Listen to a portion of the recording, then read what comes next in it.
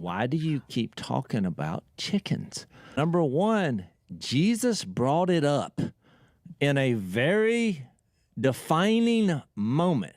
If you don't believe that God is the creator of everything, you go with this theory of evolution. So here I am one day, a duck call maker doing seminars. We're battling these people saying there's no God. He didn't create this. It's all science and evolution. The strong will survive. There was a process. And I'm sitting there on my back porch looking at a bunch of chickens packing around in the dirt. And I'm saying, the chicken made it? Look, not only did he make it, for every one human being, there are 9 chickens on the planet. We're outnumbered by the chicken. Look, despite the fact we're eating millions a day, there's a restaurant every 40 yards selling chicken, of which I participated in this morning.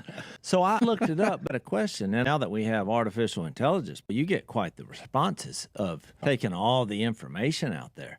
Started asking questions like, if the Earth is 4.5 billion years old, how did the chicken make it? Now look, you know what popped up all over the place? The red jungle fowl. This beastly critter is the wild father of all chickens. And now look, it didn't come on the scene until 5,000 to 8,000 years ago. Boy, what are we going to do about those 4.5 billion years? I believe even Jesus using that as a signal.